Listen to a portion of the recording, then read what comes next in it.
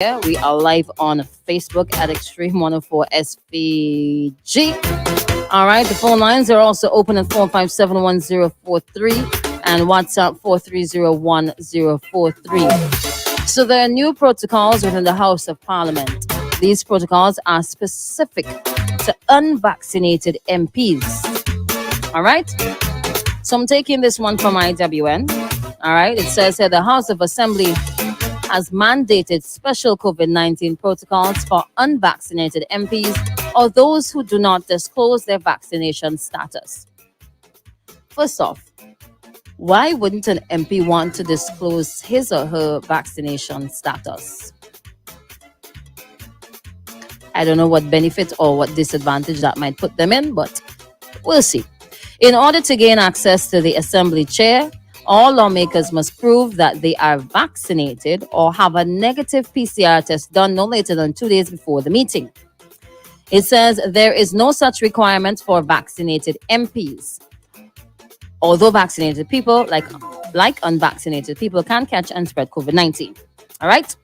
It also says here, and I know a lot of persons were asking for the number of individuals who were infected with or who contracted COVID-19 who were vaccinated. The number stands at least 31. At least 31 cases of COVID-19 have been detected among vaccinated people in St. Vincent and the Grenadines, and one of those persons is hospitalized. So pay attention to the stats, okay? The protocols for the House of Assembly say that vaccinated MPs could speak without a mask. Just as I'm speaking now, and you can see me without a mask, and you can clearly hear that I'm not sounding too muffled right about now, vaccinated MPs could speak without a mask, although their COVID-19 status is unknown. Pay attention, all right? On the other hand, unvaccinated MPs or those who do not disclose their status for whatever reason must wear 2 masks while speaking. So they have to put on 2 masks while speaking in the House of Assembly. 1 mask, 2 masks, whole 2. On a normal day-to-day basis, the requirement for Tutman Bagay, todo el mundo, everybody, is to put on a single mask, either fabric, medical grade disposable, or the N95. A single mask. Unvaccinated MPs, you have to put on 2. And not just put on 2, but the outer one has to be black. I mean, you can understand why it has to be black, because once you're in the House of Assembly, that is the color. Okay? All right? So you don't want to be in there putting on your yellow mask or your red mask. Although I strongly believe that all members of cabinets, which would translate to all members on the ULP side in the House of Parliament, are vaccinated. All right? So there's no need for them to wear masks. So the question would lie now, if that is the fact, the question would lie now with the opposition. You understand? And here's the other part, right? In addition to these protocols, it says despite having a COVID-19 negative test, so you got to present the test 2 days before Parliament, before the House of Assembly. You have to wear 2 masks. The one on the outside has to be black. And you also have to speak from behind a booth erected in the Assembly chamber. So 1, 2, 3, 4. 4 different sets of protocols for unvaccinated MPs. It says the Health Services Subcommittee of the National Emergency Council, which is chaired by Chief Medical Officer Dr. Simone Keyser Beach, approved the protocols last week, Thursday, September 23rd.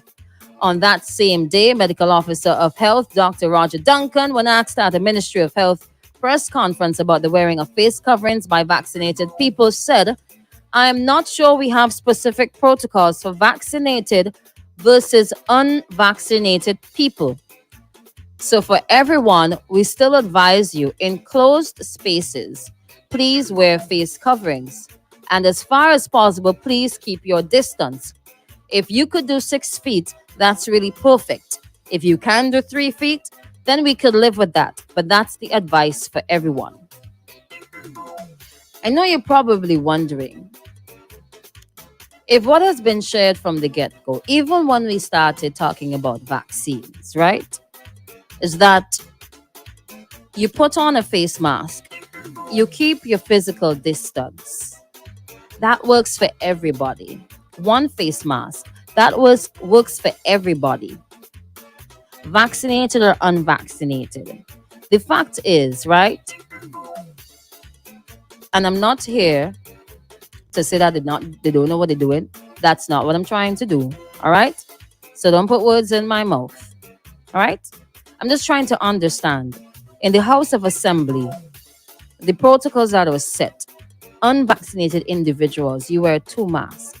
Is it because of the confined space in that building? You also have to stand behind the booth. But at the end of the day, both vaccinated and unvaccinated MPs still have a chance to spread and contract the virus. So why aren't the vaccinated MPs told to also at least put on one mask while they're speaking? Then again, they are the professionals. We are really supposed to question out here. All right? They know better. They know best. Okay? All right. Good morning to Errol on the live. We are live on Facebook at Extreme 104 SVJ. All right? All right. I'm reading down a little bit more from the article. The protocols were subject to some debate during the meeting of Parliament, which saw some opposition lawmakers refusing to pose questions that they had submitted. Watch your time in this place. At the beginning of the sitting, House Speaker Rochelle Ford noted the impact of COVID-19 pandemic, including the fact that there were 1,051 active cases in the country. She further noted that there were 2 COVID-19 deaths on Wednesday. She said, and I quote, "This parliament, like parliaments the world over, has had to institute measures to ensure the safety of all members of parliament, staff of the House of Assembly, and all other persons present while maintaining the integrity and sustainability of the parliamentary process during this public health emergency." Now, imagine standing and speaking, right? With one mask and having to do it from two masks. Asking your questions in the House of Assembly. I would like to see who all are unvaccinated in the House. I'm just curious. Just curious. Not saying anything much. Just curious. All right? So big up yourselves with that one there. We'll see how it ends. They were not happy about it, but what you could do? Those are the protocols. So when you go to the House of the Parliament and you're unvaccinated, wow. Good morning to Carola. She's on the live as well, all right? So this segment here, we're going to touch on two things. Remember, I told you Friday, we kind of squeeze things in, all right? Schools are going to be reopened on Monday. I know a lot of people, come on, y'all were asking what is going to happen on Monday morning when schools are set to be reopened. They told us from the get-go it's going to be October 4th, no matter what. Yesterday, the day before, they finally said the phase, all right? But officially, this is what it says here. Phased reopening of schools. Okay? The Ministry of Education will be implementing a phased reopening of schools from October 4th, occasioned by the coronavirus pandemic. It says the reopening has been set using the following models. Online virtual learning at all schools, October 4th to the 15th. So for the first 2 weeks, you use your tablets, all right? The second point, blended learning online, which means online and on-site, commencing October 18th. So the third week of school, you are going to be blended, okay? And the third point, full on-site engagement for all schools. This date is to be determined in consultation with the Ministry of Health, Wellness, and the Environment. And you would understand why. If things continue to get worse in terms of the number of positive cases, in terms of the number of children who are becoming infected with COVID-19, Perhaps as well in terms of the slow rate of vaccination. You're going to understand that the date for the full on-site is going to be very difficult to determine, as well as either ain't going to come or going to come real late. It says the decisions, beninging, regarding the resumption of classes nationwide have been strongly influenced by the increased cases of COVID-19 in SVG and the established protocols at the Ministry of Health. The ministry anticipates the cooperation of particularly parents and guardians, educators, and students during this period of unprecedented challenges to the education system. Some folks have some questions. All right. So, come the 18th of October, because transportation, let's be real, what is going to happen with transportation? It is going to be a very difficult period. Book it sure. These vans are not allowed to take full capacity. Perhaps there's no money to give them any sort of compensation. We do not have sufficient school buses to take all students to and from school. We've seen from time to time that some van drivers refuse to pick up children. Refuse to take them to and from places. We've seen from time to time when it's time to eject individuals, when the van is overloaded, the children would have to go first. Perhaps school might have to start maybe later. But anyways, we will wait until maybe the Friday, the Thursday, or Wednesday before the 18th of October, and then we will know. Okay, so y'all just hold on. Someone says, right? Good morning, Crystal. I'm now seeing the Ministry of Education is saying school will be blended soon. Can you explain to me what they mean by blended? Because if to keep the children safe, they have to stay in a bubble, what is the sense of sending them school on some days? That makes absolutely no sense, especially with the way children are being infected. Children are not going to stay 6 feet apart and keep on their mask whole day, which is also unhealthy. So what are they really doing here? Playing with our children's lives? No, when they say blended, they mean that they are going to have both online classes and in-class classes, like face-to-face, all right, learning and teaching, all right? I believe that that means that only certain students, maybe Form 4, Form 5, Grade 5, and Grade 6, will be going to school at that time. All right? So I think that's what they mean by blended.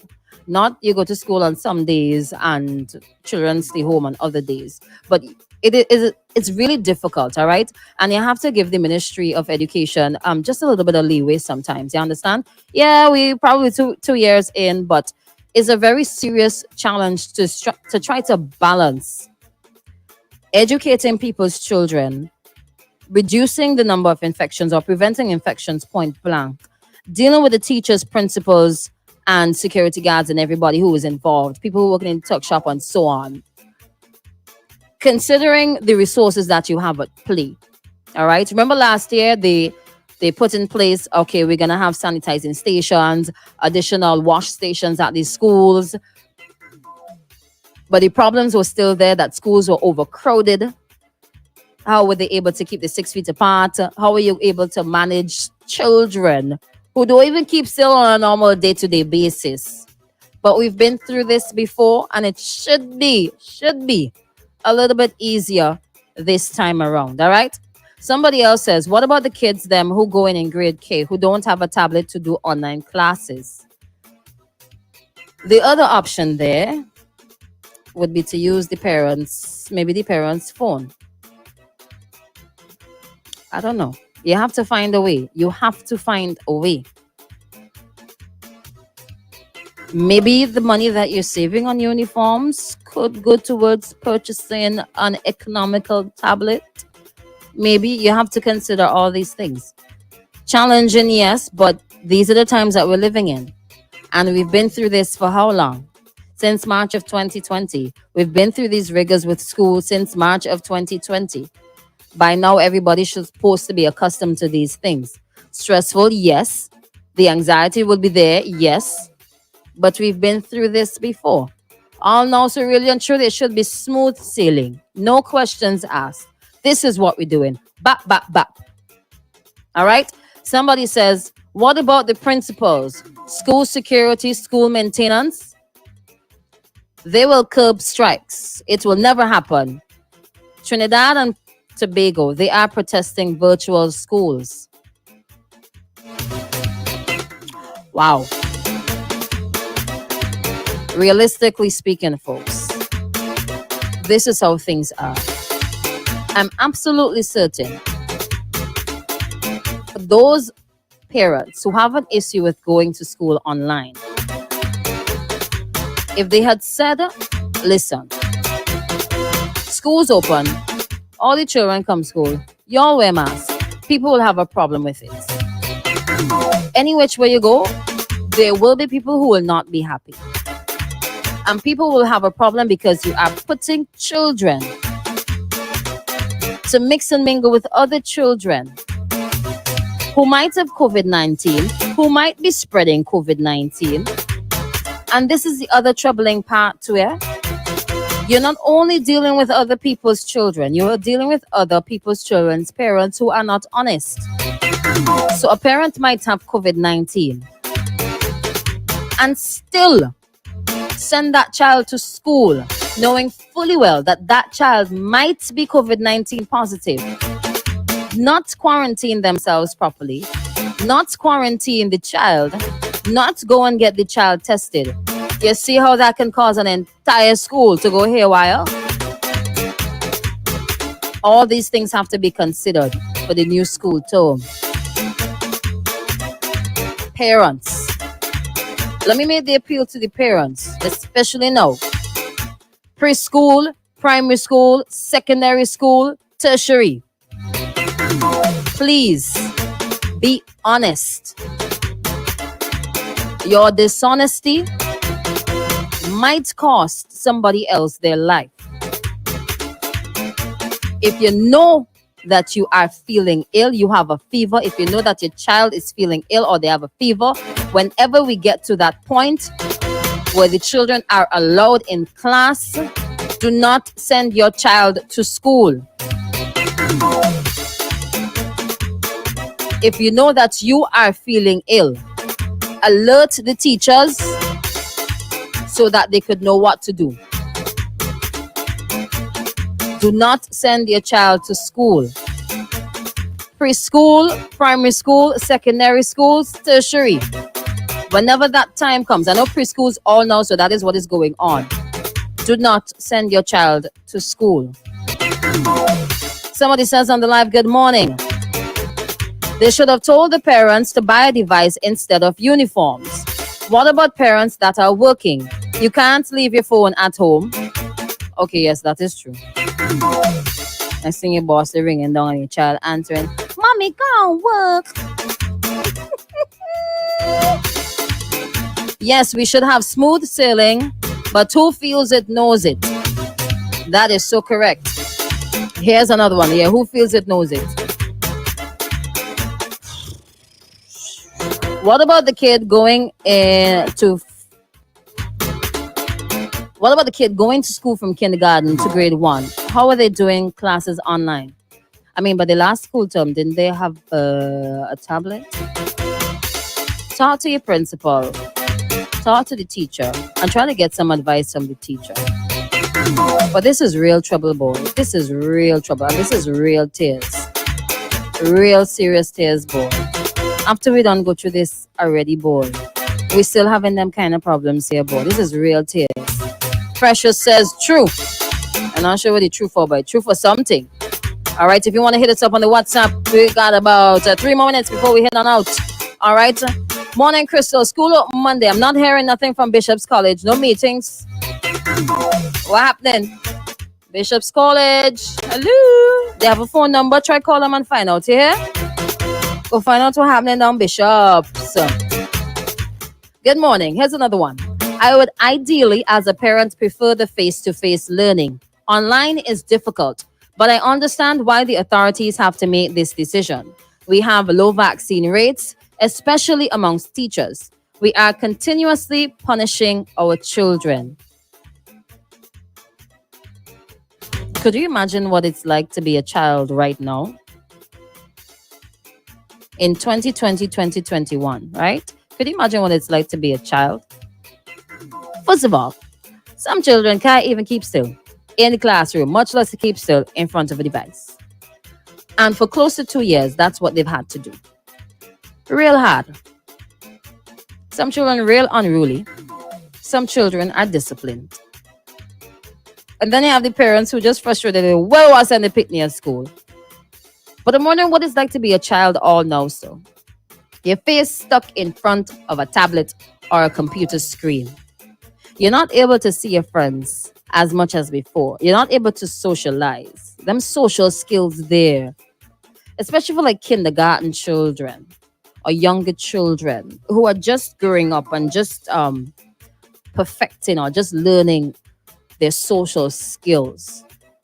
Must be really challenging for them because they will all go outside and play. They will all go run up and down and dig up in the dirt and come home looking all dirty and stuff and wrinkled. But they can't do that. It's real unfortunate. But you have to be there to support your children, no matter what, all right? I know we would want to beat up on the Ministry of Health sometimes. I know we'd want to beat up on the teachers and the parents.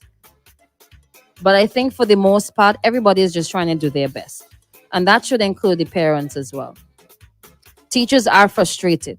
The Ministry of Education is also frustrated. The Ministry of Health, they're also frustrated. Parents are frustrated. Students are frustrated. The cleaners are frustrated.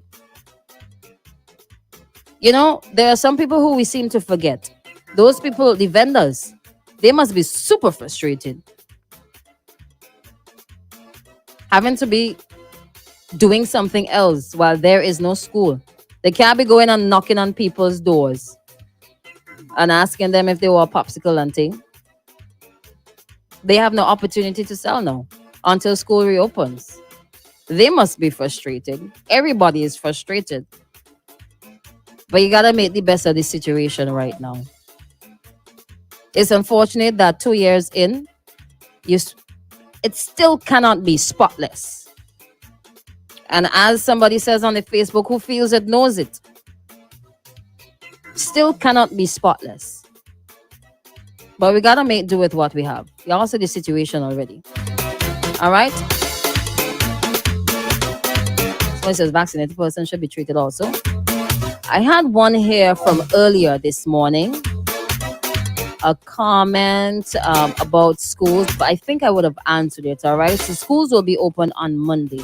If you are unsure of what is happening, please call the teacher or the principal. All right. Somebody says, Crystal, morning. Final comments before we wrap this up. All right. Crystal, good morning. The grade KN1 didn't get any tablet that was promised.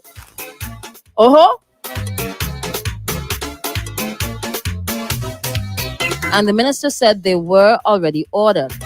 So some parents were dependent. Nobody to supervise the smaller ones online because parents are at work. Some people are single parents with little help.